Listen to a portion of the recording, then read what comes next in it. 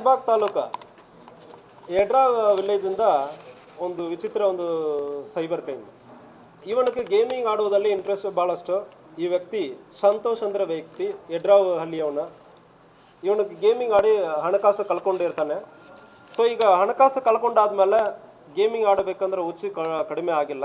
So ಅದರಿಂದ ಉಳಿದವ್ರಿಗೆ ಮೋಸ ಮಾಡಿ ಹಣವನ್ನು ಗೇಮ್ಗೆ ಹಾಕಿಬಿಟ್ಟು ಉಳಿದವ್ರಿಗೆ ಮೋಸ ಮಾಡಿರೋದು ಕಂಡು ಬಂದಿದೆ.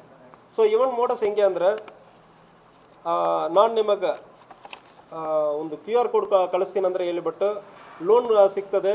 ಈ QR ಕೋಡನ್ನು ನೀವು ಕ್ಲಿಕ್ ಮಾಡ್ತೀರಂದ್ರೆ ಲೋನ್ ಸಿಗುತ್ತೆ ಅಂದರೆ ಜನರಿಗೆ ಅಪ್ರೋಚ್ ಮಾಡೋದು.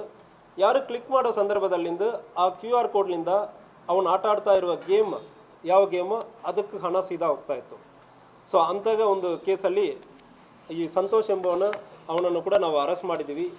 ಅವನ ಕಡೆಯಿಂದ 1 ಲಕ್ಷ ರೂಪಾಯಿ ಹಣವನ್ನು ರಿಕವರಿ ಮಾಡಿದ್ವಿ ಮತ್ತು ಒಂದು ಲ್ಯಾಪ್ಟಾಪ್ 2 ಮೊಬೈಲ್ ಫೋನ್ ರಿಕವರಿ ಆಯಿತು.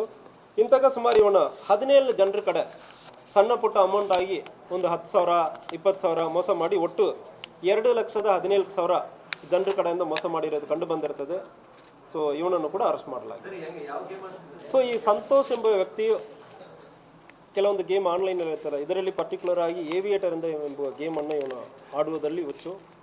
ಇದಕ್ಕೆ ಹಿಂದೆ ಇವನು ಮುತ್ತೂಟ್ ಫೈನಾನ್ಸಲ್ಲಿ ಕೆಲಸ ಮಾಡಿರೋದು ಕೂಡ ಕಂಡು ಬಂದಿದೆ. ಅದಾದಮೇಲೆ LNTಯಲ್ಲಿ ಕೂಡ ಕೆಲಸ ಆಡೋದಕ್ಕೆ ಪ್ರಯತ್ನ ಮಾಡಿದಾನಂದ್ರೆ ಸ್ವಲ್ಪ ಟೈಮು ಆ ಮೂಲಕನೇ ಫೈನಾನ್ಸ್ ಸಿಗ್ತದಂದರೆ ಇಲ್ಲಿ ಜನರನ್ನು ಇವನಿಗೆ ಈ ಏರಿಯಾನಲ್ಲಿ ಪರಿಚಯ ಇರೋದ್ರಿಂದ ಲೋನ್ ಕೊಡುವುದು, ಜನರನ್ನು ಅಪ್ರೋಚ್ ಮಾಡೋದು, ಇದಕ್ಕೆ ಫೆಮಿಲಿಯರ್ ಇರೋದ್ರಿಂದ ಅದನ್ನು ಯೂಸ್ ಮಾಡಿಕೊಂಡು ಜನರನ್ನು ಅಪ್ರೋಚ್ ಮಾಡಿದ್ದಾನೆ. ಇವನ ಕಡೆ ಇರುವ ಡೇಟಾವನ್ನು ಯೂಸ್ ಮಾಡಿಕೊಂಡು ಜನರನ್ನು ಅಪ್ರೋಚ್ ಮಾಡಿ ನಿಮಗೆ ಲೋನ್ ಕೊಡ್ತೀವಿ, ಲೋನ್ ಸಿಗ್ತದಂದರೆ ಇಲ್ಲಿ ಜನರಿಗೆ QR ಕೋಡ್ ಕಳಿಸಿ ಅದು ಮೂಲಕ ಹಣವನ್ನು ತಗೊಂಡು ಗೇಮ್ಗೆ ಯೂಸ್ ಮಾಡಿರೋದು ಕಂಡು ಬಂದಿದೆ.